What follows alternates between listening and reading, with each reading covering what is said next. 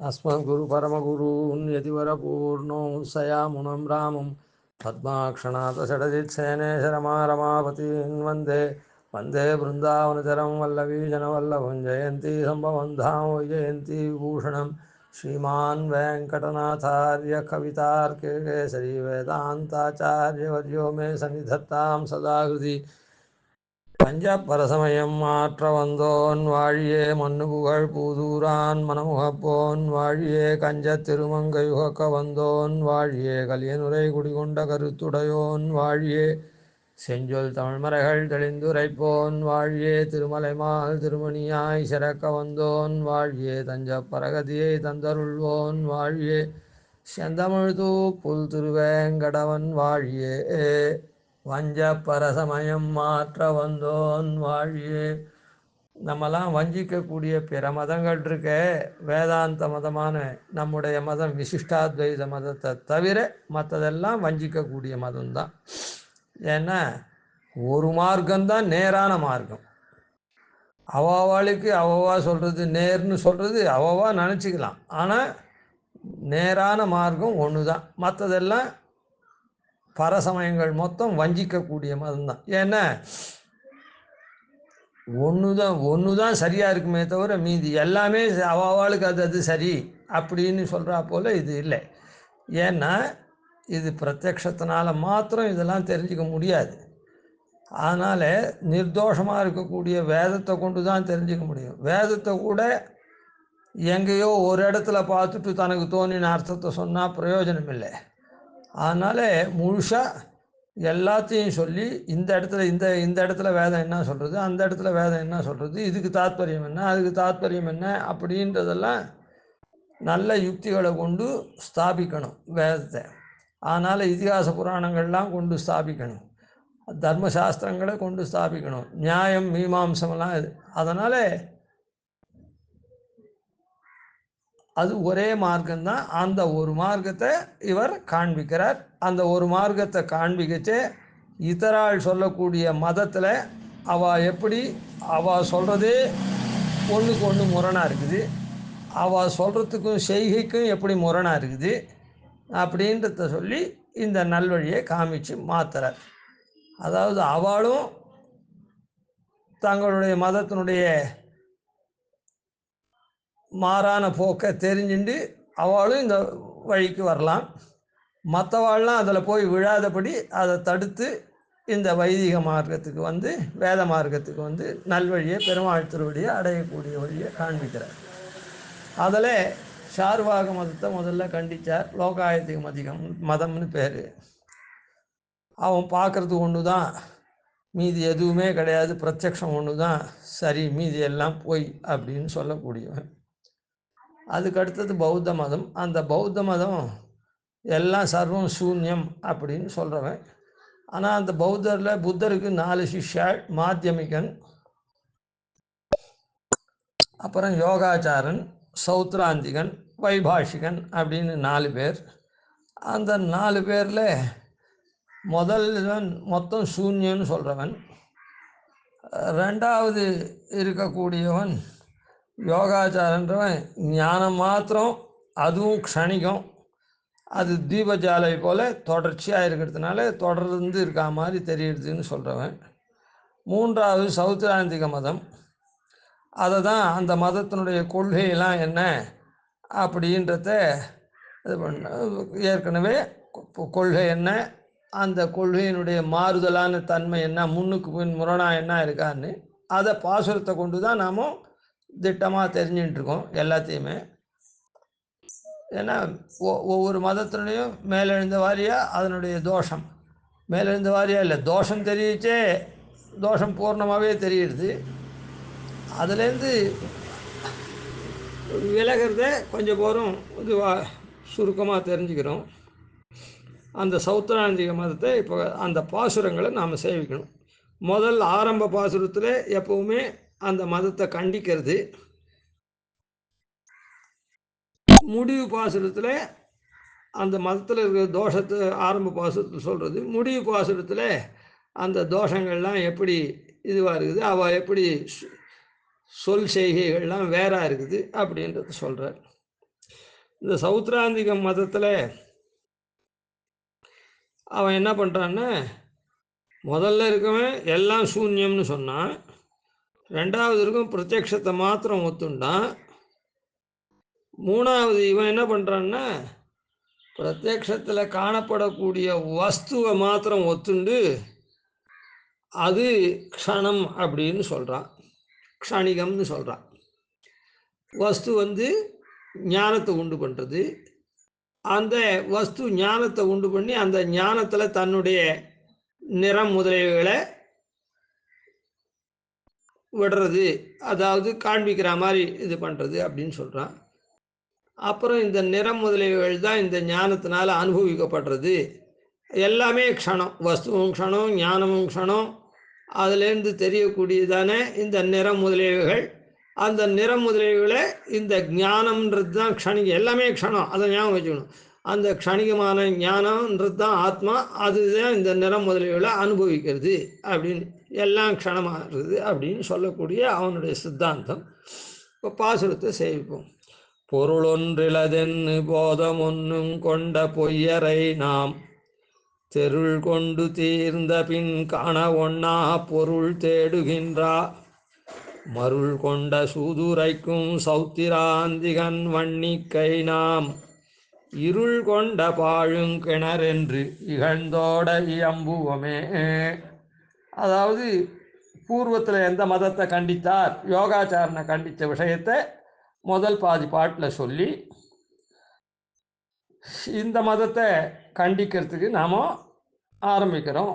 இந்த மதம் எப்படிப்பட்ட தன்மையாக இருக்குது அப்படின்றத உத்தரார்த்தத்தில் சொல்கிறார். பொருள் ஒன்று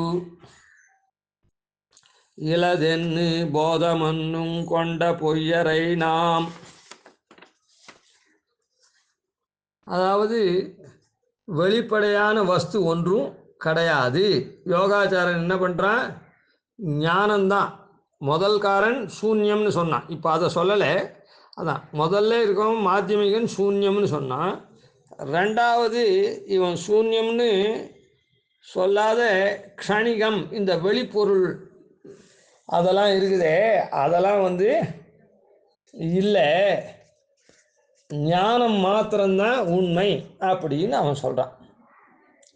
அதாவது ரெண்டாவது காரன் என்ன சொல்கிறான், சர்வம் சூன்யன்றத ஞானம் மாத்திரம் உண்டு, அதுவும் க்ஷணிகம்தான். அது தொடர்ச்சியாக இருக்கிறதுனால, தீபத்தை போல் தொடர்ச்சியாக இருக்கிறதுனால அது தொடர்ச்சியாக தெரிகிற மாதிரி இருக்குது அப்படின்னு சொல்கிறான். அந்த ஞானம்தான் ஆத்மான்னு சொல்கிறான். சரி, பொருள் ஒன்று இலதென்னு போதம் ஒன்றும் கொண்ட பொய்யர், அதாவது வெளிப்படையான வஸ்துக்கள்ன்றது ஒன்று கிடையவே கிடையாது. போதம்னா ஞானம், ஞானம் மாத்திரம்தான். அந்த ஞானம்ன்ற ஒரு வஸ்துவை, ஞானத்தை மாத்திரம் ஒத்துக்கக்கூடிய அந்த பொய்யர், அந்த யோகாச்சாரன் அப்படின்னு அர்த்தம். பொய்யே பேசக்கூடியவன் பொய். யார் அந்த மாதிரி பேசுகிறான்னா, பொருளை இல்லைன்னு சொல்லி ஞானத்தை மாத்திரம் ஒத்துக்கிறானே, அதனால் அவன் பொய் சொல்கிறான்னு சொல்கிறான்.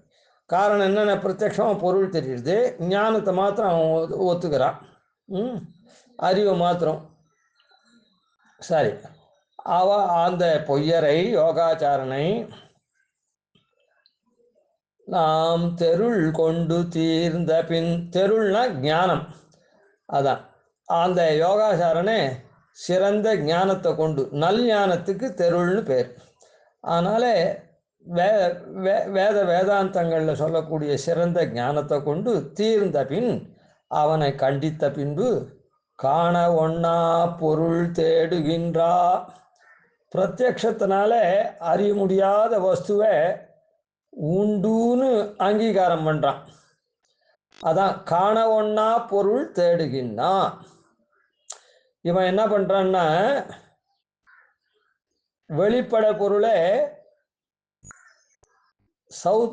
யோகாச்சாரனை போல இல்லைன்னு சொல்லலை, அந்த பொருளை ஏற்றுக்கிறான். ஆனால் அந்த பொருள் அது ஞானத்தை உண்டு பண்ணுறது, அந்த ஞானத்துக்கு அந்த பொருள் தன்னுடைய நிறம் முதலியவைகளை தருது. அதை தான் வஸ்து சாட்சா்காரம்னு அப்புறம் பண்ணுறது அப்படின்னு நேர இருக்கிற பொருளை ஒத்துக்காம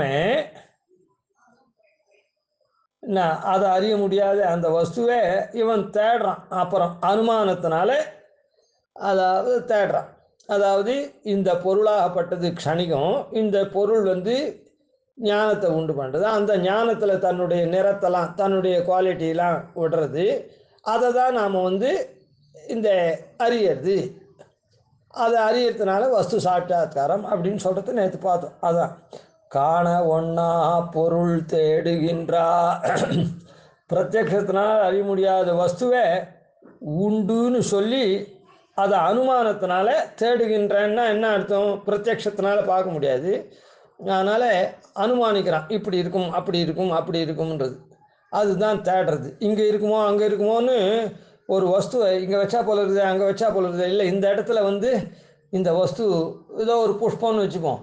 இந்த இடத்துல வாசனை வராமல் இருக்கே, அங்கே போய் தேடுவோம். இந்த இடத்துல வாசனை வராமல் இருக்கே அப்படின்னு மாறி மாறி தேடுறோமே. ஏன்னா ஊகிச்சு தானே. அதனால் காண ஒன்னா பொருள் தேடுகின்ற, அனுமானத்தினால தேடுகின்ற. அப்படிப்பட்ட மருள் கொண்ட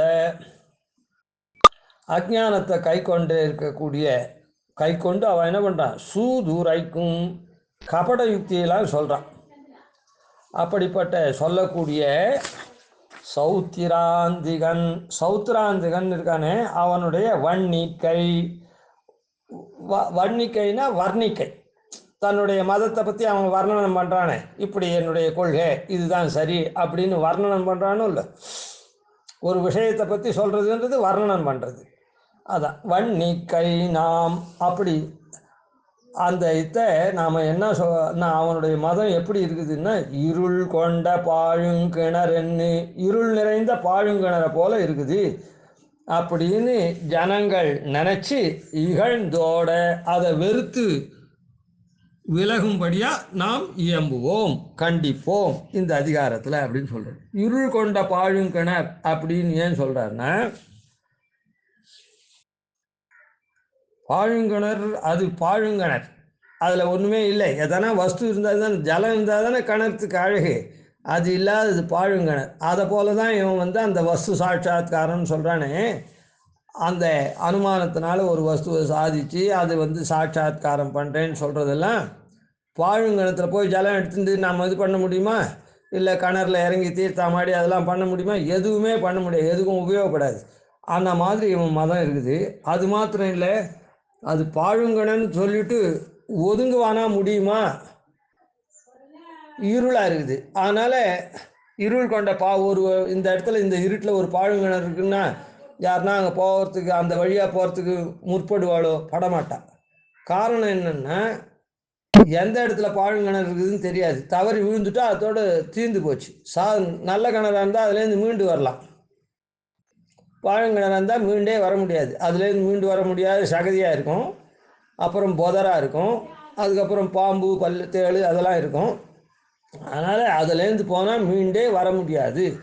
அதை போல் இவனுடைய மதம் அப்படின்றத, அப்படிப்பட்ட மதத்தை கண்டிக்கிறேன்னு சொன்னார். இதனுடைய சுருக்கமான அர்த்தத்தை நேற்று பார்த்தோம். முடிவு பாசுரத்தில் எப்படி அதை கண்டித்தோம், அந்த மதத்தை அவள் சொல்கிற சொல்லும் செய்கையும் எப்படி முரண்பாடு இருக்குது அப்படின்றத சொல்கிற. நிலையில்லா பொருள் மதியை விளைத்து தான் சேர் நிறங்கொடுத்து தான் அழியும் தன்னால் வந்த நிலையில்லா மதி தன்னில் நிறத்தை காணும் இது காணும் பொருள் காண்கை என்ற நீசன். இதுவரையில் அவன் சொல்லக்கூடிய மதத்தினுடையது. இது எப்படி இருக்குது அப்படின்னா, முலையில்லா தாய் கொடுத்த முலைப்பால் உண்ணும் முகமில்லா மொழியனவே மொழிந்த வார்த்தை தலையில்லா தாளூரும் கணக்காய் நின்ன கட்டளை நாம் கண்டின்னு காட்டினோமே. உத்தரார்த்தத்தினால இவன் சொல்லக்கூடியது இந்த மாதிரி விபரீதமாக இருக்குது அப்படின்றதுக்கு உதாரணத்தை காண்பிக்கிறான். சரி, பாசுரார்த்தம் பார்ப்போம். இது நேற்றே எல்லாம் அனுபவிச்சுட்டு தான் போன. இதில் நிலையில்லா பொருள் மதியை விளைத்து இந்த லோகத்தில் பார்க்கக்கூடிய பொருள்லாம் இருக்குதே அது நிலையே கிடையாது, க்ஷணிகமானது, எல்லாம் க்ஷணந்தோறும் அழிஞ்சு போகிறது அப்படின்னு இப்படிலாம் சொல்கிறாளே. எப்படி சுவாமி நிலை இல்லாத பொருளே அவன் அப்படி சொல்கிறாளே, அவளுக்கெல்லாம் மூளை இல்லையா? இவ்வளோ மட்டமான இல்லை, அதுக்கும் இருக்குது அந்த மூளையை. அதாவது அட்டாமிக் எனர்ஜியை நல்ல வழிக்கு உபயோகப்படுத்துகிறவன் இருக்கான், குண்டு போட்டு ஆயிரக்கணக்கான மைல் நாசமாக போகிறதுக்கும் உண்டானபடி பண்ணுறதுக்கும் இருக்கா. அதை எப்படி உபயோகப்படுத்துகிறான்றது தான் சாஸ்திரத்தில் சொல்லியிருக்குது. அதாவது இந்த பிரகிருதி இருக்குதே, நமக்கெல்லாம் சரீரமாகவும் இந்திரியங்களாகவும் போகோபகரணமாகவும் பரிணமிக்கக்கூடிய பிரகிருதி, அது பிரகிருத்திலேருந்து மகத்து. இது அடிக்கடி சொல்கிறதுக்கு என்னென்னா, அவள் இவ்வளோ மட்டமாவா சொல்லுவா அப்படின்னு ஒரு சந்தேகம் வரும்போது அதுக்காக அப்பப்போ ஞாபகப்படுத்துகிறேன். மகத்து, அகங்காரம், ஏகாதசி, இந்திரியம், பஞ்ச தன்மாத்திரை, பஞ்சபூதம்னு உண்டாகிற பிரகிருதி இருக்குதே, இந்த பிரகிருதி எப்பவும் மாறிண்டே இருக்குது. பிரகிருதி 3 குணங்களை கொண்டது. 3 குணங்களுடைய சேர்க்கை தான் பிரகிருதி. சத்வம், ரஜஸ், தமசுன்னு சரியாக இருந்துடுத்துன்னா பிரளயம், அதில் மாறுபாடு இருந்ததுன்னா அதுதான் சிருஷ்டி. அந்த பிரகிருதிக்கு லக்ஷணம் சொல்லத்தே அச்சேதனா பரார்த்தாச்ச நித்யா சதத விக்ரியா. அது நித்தியமாகவும் இருக்கும், அச்சேதனம் அறிவு இல்லாதது, பிறருக்கு தான் தெரியுமே தவிர தனக்கு அது தெரியாது. அது ஜடம், அது ஜட பொருள், நித்தியம், அதுக்கு அழிவே கிடையாது. ஆனால் இதுவாக இருக்குமா? அழிவு இல்லைன்னா ஒரே மாதிரி இருக்குமானா இல்லை. நித்யா சதத விக்ரியா, எப்பவும் மாறிண்டே இருக்கும். இந்த மாதிரி விஷயத்தை தான் எப்பவும் மாறிண்டே இருக்கும்னா, எப்படி ஒரு குழந்தை முதல்ல கருவுள்ள போகிறது, அந்த கர்ப்பாதானத்தில் கரு அப்புறம் வளர்றது, கொஞ்சம் கொஞ்சமாக வளர்றது, அப்புறம் பிறந்தாவிட்டும் வெளியில் வந்து பிறந்தாவிட்டும் கொஞ்சம் கொஞ்சமாக வளர்றது, அப்புறம் தேயறது, அதாவது பாலாவஸ்தை, யௌவன அவஸ்தை, வார்த்தக்கிய அவஸ்தை, அப்புறம் இன்னும் ரொம்ப ஜர அவஸ்தை அப்படின்லாம் இருந்து அப்புறம் மரணம், அப்படியே இதுவாக அந்த மாதிரி மாறிண்டே இருக்குது. நித்தியமாக இருக்குது, சத்தத்தை விக்கிரியா. இந்த மாதிரிலாம் இருக்கிறத வச்சு தான் அவன் க்ஷணிகம் அது இதுன்னு சொல்லிகிட்டு இருக்கான். ஏன்னா க்ஷணந்தோறும் மாறின்னு இருக்கு, அதில் ஒன்றும் சந்தேகம் இல்லை. என்ன சரி இருக்கட்டும். அதனால் நிலை இல்லா பொருள் மதிய, இந்த பொருள்லாம் நிலை கிடையாது, க்ஷணந்தோறும் மாறுறது. க்ஷணம் க்ஷணம் அழிஞ்சு போகிறதுன்னு சொல்கிறான், மாறுறதுன்னு சொல்லலை. புரியுதா? க்ஷணம் க்ஷணம் அழிஞ்சு அப்படியே க்ஷணம் க்ஷணம் அந்த பொருள் மறுபடியும் உண்டாருதுன்னு அப்படி சொல்கிறான். நாம் என்ன சொல்கிறோன்னா, க்ஷணந்தோறும் மாறிண்டே இருக்குது, அவ்வளோதான். புரியுதா? அதனால் உடனே ஒரு புஷ்பம் பூ மொட்டாக இருக்குது, அப்புறம் அப்படி முகுளிச்சு கொஞ்சம் கொஞ்சமாக மலர்றது, அப்புறம் சரகா போகிறது, கொஞ்சம் கொஞ்சமாக மாறுறது. அவன் அப்படி இல்லை, க்ஷணிகம்ன்றான். அதான் வித்தியாசம். சரி, நிலை இல்லா பொருள் மதியை, இப்படி க்ஷணிகமான பொருள் வஸ்துவானது என்ன பண்ணுறதுன்னா மதியை விளைத்து ஞானத்தை உண்டாக்குறது. இப்போ நாம் தெரிஞ்சுக்கிறோமோ இல்லை, இந்த பொருள் அந்த பொருள்னுட்டு அந்த ஞானத்தை உண்டாக்குறது. தான் தான் அடைத்த நிறங்கொடுத்து, அதனால் தான் என்ன, இப்போ ஒவ்வொரு பொருளும் ஒவ்வொரு குணாதிசயங்களை கொண்டிருக்கோல்ல, அந்த தான் அடைஞ்சிருக்கிற நிறங்கொடுத்து, அந்த குணாதிசயமான நீலம், மஞ்சள், அந்த மாதிரி நிறங்களை அந்த ஞானத்தில் கொடுக்குறது. நிலை இல்லாத பொருள், க்ஷணிகமான பொருள், அந்த பொருள் வந்து ஞானத்தை உண்டாக்குறது அப்படின்னு சொல்கிறான். நல்லா புரிஞ்சுக்கணும். பொருள் எப்படிப்பட்டது? நிரந்தரமான இல்லை, க்ஷணிகம். ஒரு க்ஷணம்தான் இருக்குது அந்த பொருள், உடனே அழியிறது மறுபடியும். அந்த பொருளாகப்பட்டது ஞானத்தை உண்டாக்குறது. அந்த ஞானத்தை உண்டாக்கினா, எல்லா பொருளும் ஞானத்தை உண்டாக்கினா இந்த பொருளுக்கும் அந்த பொருளுக்கும் எப்படி வித்தியாசம் தெரியும் நமக்கு? அப்படின்னா அது தன் ஞானத்தை கொடுக்குறது, அதான் ஞானத்தை உண்டாக்குறது. அந்த ஞானம் பொதுவான ஞானம் இல்லை, அந்த ஞானத்தில் தன்னுடைய நிறம் முதலியவைகளை. இப்போது நாற்காலியை பார்த்தா அந்த நாற்காலி நிறமடைது, நாற்காலின்றது ஒன்று உண்டாருது, அது க்ஷணிகமான பொருள். உடனே நமக்கு நாற்காலின்ற அதான் ஒரு ஞானத்தை கொடுக்குறது. அந்த ஞானத்தை கொடுத்துச்சே தன்னுடைய 4 காலை அந்த குணத்தை அந்த இடத்துல அதையும் அதில் அந்த ஞானத்தில் சேர்க்கிறது. தான் சேர் நிறம் கொடுத்து அந்த ஞானத்தில் நாற்காலி முக்காலின்றது முக்காலின்னு கொடுக்குறது. சாதாரண செல்ஃபோன் வச்சுன்னா இது சாதாரண செல்ஃபோன், இது ஆண்ட்ராய்டு செல்ஃபோன் அப்படின்னு அதனுடைய கொடுக்குறது. அது முதல்ல செல்ஃபோன் ஞானத்தை கொண்டு வாங்குறது, அதில் அதனுடைய குவாலிட்டிஸ்லாம் அது கொடுக்குற மாதிரி. அதனால் நிலை இல்லாத பொருள் அது என்ன பண்ணுறது, ஞானத்தை உண்டாக்குறது. மதியை விளைத்து அந்த ஞானத்தில் என்ன பண்ணுறது, தான் சேர்ந்திருக்கிற அடைஞ்சிருக்கிற நிறம் கொடுத்து, நீலம் முதலிய நிறங்கள்லாம் அதில் கொடுத்து தான் அழியும். அந்த வஸ்து என்ன பண்ணுறது, அழிஞ்சு போகிறது. தன்னால் வந்த அந்த வஸ்துவினால் ஏற்பட்ட நிலை இல்லாமதி அது என்ன பண்ணுறது, ஞானத்தை தான் உண்டு பண்ணுறது. அந்த ஞானமாவது நிலையாக இருக்குமான்னா அதுவும் கிடையாது, அதுவும் க்ஷணிகம். அந்த நிலை இல்லாமதி என்ன பண்ணுறதுன்னா அந்த மதியில் தான் அது அந்த நிறத்தெல்லாம் விடுறதோ இல்லை தன்னுடைய குணத்தெல்லாம். அந்த வஸ்துவாகப்பட்டது ஒரு ஞானத்தை உண்டு பண்ணுறது, ஞானத்தை உண்டு பண்ணி தன்னுடைய குணாதிசயங்களை அந்த ஞானத்தில் கொடுக்குறதுன்னு சொன்னாலும் சொல்கிறானோ இல்லை அவன். அந்த குணாதிசயங்களை அந்த அஜ்ஞானமானது என்ன பண்ணுறதுன்னா நிலை இல்லாமதி தன்னில் நிறத்தை காணும். அந்த அனித்தியமான ஞானம் இருக்குதே அதில் அந்த பொருளினுடைய நீளம் முதலிய இதெல்லாம் காணும், சாட்சாத்கரிக்கும். அதனால தான் நமக்கு அந்த பொருள் தெரியறது அப்படின்னு சொல்கிறான். ஒரு பொருள் க்ஷணிகம், அந்த க்ஷணிகமான பொருள் ஒரு ஞானத்தை உண்டு பண்ணுறது. அந்த ஞானத்தை உண்டு பண்ணுறது மாத்திரம் இல்லை, தன்னுடைய குணாதிசயங்கள்லாம் அதில் விடுறது. அந்த மாதிரி இருக்கக்கூடிய அந்த ஞானத்தில் தான் இவன் அந்த பொருளை காண்றான். நமக்கு எப்படி அது முக்காலி நாற்காலி செல்ஃபோன் ஆண்ட்ராய்டு அப்படின்லாம் தெரியுதுன்னா அந்த பொருள் அழிஞ்சு போச்சு. அந்த பொருள்லேருந்து ஒரு ஞானம் உண்டாச்சு. அந்த ஞானத்தில் அந்த குணங்கள்லாம் இருக்கிறதுனால ஓ இது முக்காலி நாற்காலி, இது ஆண்ட்ராய்டு ஃபோன், இது சாதாரண ஃபோன் அப்படின்னு நமக்கு தெரியுதுதான். என்ன நிலை இல்லாமதி தன்னில் நிறத்தை காணும், இது காணும். இப்படி காண்றது தான் பொருள் காண்கை. இதுதான் வஸ்து சாட்சாத்காரம். இப்படி தான் நம்ம இந்த லோகத்தில் இருக்கிற பொருள்லாம் தெரிஞ்சுக்கிறோம் அப்படின்னு சொல்கிறோம். லோகத்தில் இருக்கிற பொருள் நேரம் தெரியல. யோகாச்சாரனா தான் லோகாயுத மதவாவது பிரத்யட்சத்தினால் தெரிகிற பொருள் உண்மைன்னு சொன்னான். இவன் அது இல்லை. அந்த பொருளை க்ஷணிகம்னு சொல்லி அது ஒரு ஞானத்தை உண்டு பண்ணி அது தன்னுடைய விஷயத்தெல்லாம் அந்த ஞானத்தில் விட்டுட்டு போகிறது. அப்படிப்பட்ட ஞானத்தை கொண்டு தான் அந்த பொருளை நாம் யூகிச்சு பார்க்குறோம். அந்த பொருளை நேராக பார்க்கல.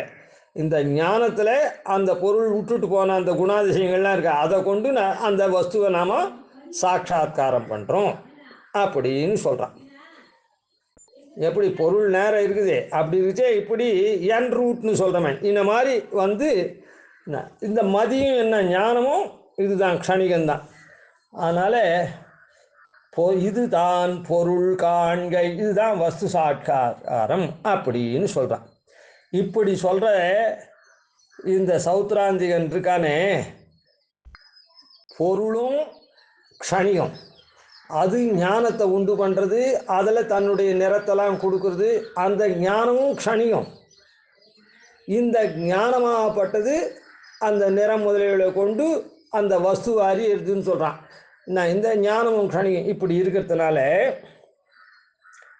இவனுடைய சொல்கிற எப்படி இருக்குது இவன் சொல்கிறதுன்னா, முளையில்லா தாய் கொடுத்த முளைப்பால் உண்ணும். ஒரு குழந்தை பிறக்கிறது, தாயின்ண்டே இந்த குழந்தை தாயே இல்லை. தாயின்றது ஒரு பொருள் தானே, அந்த வஸ்து நித்தியம் இல்லை, அநித்தியம் தான். அப்படின்னா அப்போ தாய் இருந்தால் தானே தாய்ப்பாலை குடிக்க முடியும் குழந்தை. அவன் சொல்கிறது எப்படி இருக்குதுன்னா, தாயே அழிஞ்சு போகிற, குழந்தையும் உண்டான குழந்தையும் அழிஞ்சு போகிறதுன்னு தான் அர்த்தம். எல்லாமே க்ஷணிகம்தான். முலை இல்லா, அதனால் ஸ்தன்யமே இல்லாத இருக்குது, ஸ்தன்யபானம் பண்ணுறது அப்படின்னு சொல்கிற மாதிரி இருக்குது. இப்போ குழந்தை பிறக்கிறது, தாய் இருக்காளா இல்லையா, அழிஞ்சு போகிறான்னு சொன்னால் என்ன பிரயோஜனம்? இப்போ குழந்தையை உண்டு பண்ணிவிட்டு தாய் அழிஞ்சு போகிறான்னு சொல்கிற மாதிரி இருக்குது. அதாவது ஒரு பொருள் இருக்குது, அந்த பொருள் ஞானத்தை உண்டு பண்ணிவிட்டு அழிஞ்சு போகிறது அப்படின்னு அவன் சொல்கிறான். முதல் ஒரே க்ஷணம்தான் அந்த பொருள் இருக்குது, அது ஞானத்தை உண்டு பண்ணுறது. அது அப்படின்னா தாய் இருக்கா, தாயிலேருந்து குழந்தை பிறகுறது, குழந்தை வந்து தாய் உடனே போயிடுறான்னு அர்த்தம் சொல்கிறேன். அப்படி இருந்ததுன்னா அந்த குழந்தை ஸ்தன்யபானம் பண்ணி பண்ணுறது எப்படி பண்ணும்? அப்போ நீ சொல்கிறபடிக்கு முளை இல்லா தாய் கொடுத்த முளைப்பால் உண்ணும். அதனால் ஸ்தானமே இல்லாத தாய் வந்து பாலை கொடுக்குற மாதிரி அந்த பாலை இந்த குழந்தை சாப்பிட்ற மாதிரி அந்த மாதிரி இவன் சொல்கிறது இருக்குது. அப்புறம் முகம், அது ஒரு உதாரணம். முகம் இல்லா மொழியனவே மொழிந்த வார்த்தை. முகம், வாய் இருந்தால் தானே வார்த்தை சொல்ல முடியும், வாய் இல்லாத வார்த்தை சொல்கிறான் அப்படின்னு. காரணம் என்னென்னா, முதல்ல வஸ்து ஞானத்தை தோற்றுவிக்கிறது அப்படின்னு சொன்னான்.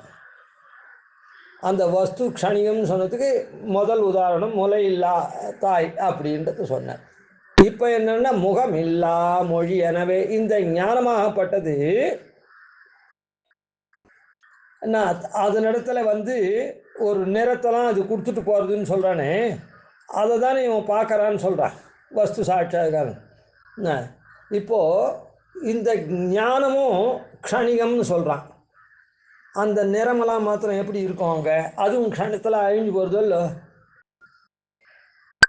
அப்படி இருக்கிற ஞானத்தில் இருக்கக்கூடிய அந்த நிறத்தெல்லாம் கொண்டு வஸ்துவை சாட்சாத்காரம் பண்ணுறான்னு சொன்னால், இப்போ ஞானம்ன்றது நமக்கு அறியக்கூடிய வஸ்து என்ன, அந்த இடத்துல குழந்தையை உண்டு பண்ணுற தாயை உதாரணம் காட்டினார். பொருளாகப்பட்டது இன்னொரு ஞானத்தை உண்டு பண்ணுறதுன்றதுக்கு. இப்போ இந்த இடத்துல இந்த ஞானம் க்ஷணிகம் இதை கொண்டு வஸ்துவை பார்க்குறான்னு சொன்னால், இந்த ஞானத்தில் நிறமெல்லாம் இருக்குது, அதனால் இன்ன வஸ்துன்னு நமக்கு தெரியுது. முக்காலி நாற்காலி ஃபோன் அது இதுன்னு தெரியுது அப்படின்னு சொன்னால், அந்த ஞானம் தான் இதுவாச்சு. அப்போது ஒருத்தன் வார்த்தை சொல்கிறான்னா அவனுக்கு வாயே கிடையாதுன்னு சொல்லிட்டா அதான் க்ஷணிகமாச்சு. அந்த ஞானம் எப்படி நமக்கு அதை போதிக்கும்? ஒருத்தனுக்கு வாயே கிடையாதுன்னா அப்புறம் அவன் வார்த்தை சொல்கிறான், வாய் இல்லாத அவன் வார்த்தை சொல்கிறான், அதை நான் கேட்டு தெரிஞ்சுக்கிறேன்னு சொல்கிறது எப்படி இருக்கும்? அதை போல் இருக்குது அப்படின்னு இந்த ரெண்டாவது உதாரணம் சொல்கிறேன். முகம் இல்லா மொழியனவே மொழிந்த வார்த்தை. அவன் சொல்கிறானே, இந்த ஞானத்தில் இருக்கக்கூடிய நிறம், அந்த நிறத்தை தான் நம்ம வஸ்து சாட்சாத்காரம் பார்க்குறோம் அப்படின்னு சொல்கிறானே, அது முகம் இல்லாத, முகம்னா சம்ஸ்கிருதத்தில் முகம்ன்றது வாய்க்கு, முகம் இல்லா மொழியனவே முகம் இல்லாத மொழி அப்படின்னு அதனால் அவன் சொல்கிறான் அப்படின்றத போல இருக்குது. அந்த ஞானமே க்ஷணிகம்ன்ற, அதில் இருக்கக்கூடிய நிறம் அது இது அதை கொண்டு பார்க்கறதுன்றது இப்படி இருக்குது. அங்கே ஞானம் எப்படி நமக்கு காண்பிக்கும்? முகம் இல்லாதவன் எப்படி வார்த்தை சொல்லுவான்? அந்த ஞானம் தான் அழிஞ்சு போகிறது அப்படின்றதுக்காக இந்த ரெண்டாவது உதாரணம். என்னமோ வாய்க்கு வந்த உதாரணத்தை சுவாமி தேசின்னு சொல்கிறாருன்னு நினைக்க வேண்டாம். முளையில்லா தாய் கொடுத்த முளைப்பால் ஒன்றுன்னு சொன்னால், அந்த வஸ்து தாய் வந்து குழந்தையை உண்டு பண்ணுறா, பெற்றெடுக்கிறா, ஈன்றெடுக்கிறா. அந்த குழந்தை தாய்ப்பால் சாப்பிட்றது எப்படிறா? நீ தான் அந்த பொருளே க்ஷணிகம்னு சொல்கிறியே, அது எப்படி தாய்ப்பாலை சாப்பிடும் அந்த குழந்தை? அதை போல் இருக்குது வந்து அப்படின்னு அதை சொன்னார். இந்த இடத்துல இந்த ஞானம்தான் நமக்கு அந்த வஸ்துவை காண்பிக்கிறது அப்படின்னு, ஞானத்தினால்தான் அந்த வஸ்துவை பார்க்குறோன்னு சொல்லி, அந்த ஞானம்தான் இல்லவே இல்லையே. அந்த ஞானம் நமக்கு எப்படி அறிவை கொடுக்கும்? அந்த வஸ்துவனுடைய அறிவை சாட்சாத்காரத்தை எப்படி கொடுக்கும்? அதாவது வாய் இல்லாதவன் சொல்கிறான் பார், அதனால் நான் தெரிஞ்சுக்கிறேன் அப்படின்ற மாதிரி இருக்குது அப்படின்னு சொல்கிறேன். முகமில்லா மொழியனவே மொழிந்த வார்த்தை. அதுக்கப்புறம் தலையில்லா தாளூரும் கணக்காய் சேர்ந்தா.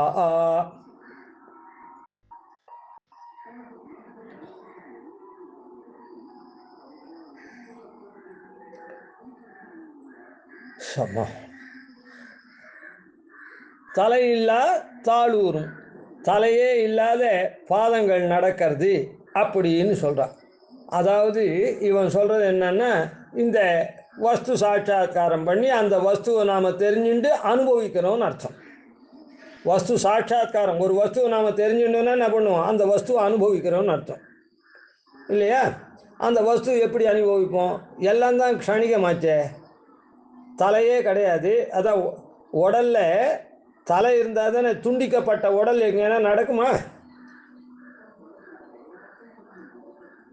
அந்த வஸ்து சாட்சாத்காரன்னா அந்த ஞானம்தான் க்ஷணிகமாக கொடுத்து போயிடுத்து.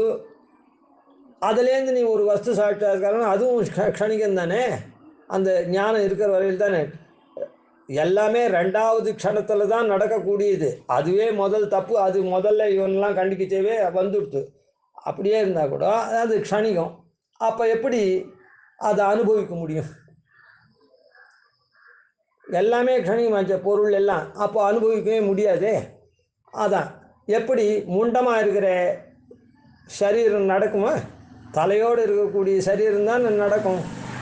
ஆன மாதிரி பொருள் இருந்தால் தானே. அடுத்த க்ஷணத்துக்கு பொருள் இல்லைன்னா எப்படி நீ அதை அனுபவிப்ப? அதுக்காக இந்த உதாரணம் சொல்ற. தலையில்லா தாளூரும் கணக்காய் நின்ன கட்டளை. இப்படி இவன் குண்டு பண்ட தாயே கிடையாது, ஆனால் அந்த குழந்தை முளைப்பால் சாப்பிட்றது அப்படின்னு சொன்னால் எப்படி அது சங்கதம் இல்லையோ? அந்த மாதிரி பொருள் க்ஷணிகம். அது ஞானத்தை உண்டு பண்ணுறது, தன்னிடத்துல நிறம் கொடுக்கறது, அந்த ஞானத்தில் தன்னுடைய நிறத்தலான்னு சொல்கிறது, அதை போல் இருக்குதுன்னு. அப்புறம் அந்த அறிவு அது மூலமாக தான் வஸ்து சாட்சா்காரம்னு சொல்கிறது. என்ன வாயில் அறிவு எப்படி நமக்கு தோணும்? அதுவே க்ஷணமாச்சே. அது வாய் இல்லாதவன் சொல்கிற வார்த்தை மாதிரி இருக்குது. அந்த வஸ்து சாட்சா்காரன்றது அனுபவம் தானே. அந்த அனுபவம் எப்படி இருக்கும்? அதுவும் க்ஷணிகம். அது எப்படி இருக்குதுன்னா, முண்டமாக இருக்கிற சரீரம் நடக்கிறது, தலை இல்லாத சரீரம் அப்படின்னு சொல்கிற மாதிரி இருக்குது. அப்படின்னு அதான் அவன் சொல்லக்கூடிய இந்த கட்டளை இருக்க இந்த ரீதியில் அவன் ஏதோ பிரகாரமாக தன்னுடைய மதத்தை சொல்கிறானே, இதை நாம் கண்டு இன்று காட்டினோம். இந்த மாதிரி இந்த 3 உதாரணத்தின ஆன மாதிரி இருக்குது அப்படின்றத காட்டினோம்னு சொல்லி, அந்த மதத்தில் யார் இது பாழுங்கணர் போல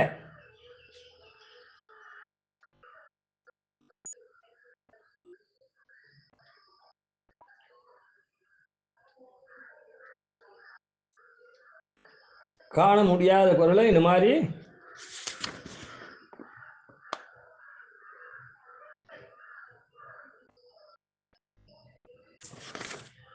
அதனால் இப்படி இருக்குது பாழுங்கணர் போல். இதில் போய் விழுந்தோன்னா மீளவே முடியாது அப்படின்றத பூர்வத்திலே பிரதிஜை பண்ணார். அதன்படிக்கு அந்த பிரதிஜை பண்ணபடிக்கு இந்த மதம் எவ்வளோ ஆபாசமாக இருக்குது, பல்பீஜமாக இருக்குது அப்படின்றத நாம் காட்டினோம் அப்படின்னு சொல்கிறார். அதனால் இந்த மதத்தை கண்டிக்கப்பட்டது. அதை கண்டிக்கப்பட்டது மாத்திரம் இல்லை, மாற்றி அதை அந்த தோஷங்கள்லாம் காண்பித்து சரியான மார்க்கத்துக்கு திருப்பறார். நம்ம கவிதார்க்கிக சிம்ஹாய கல்யாண குணசாலினே ஸ்ரீமதே வெங்கடேஷாய வேதாந்த குரவே நமः. ஆதிவன்ஷடகோபாதீன் யதிவர்யான் பஜே நிஷம் ஸ்ரீரங்கபூருஷடஜித்யதீசானபதாஸ்ரீம் ஸ்ரீவத்சம்சலகம் வந்தே ஸ்ரீகிருஷ்ணதேசிகம்.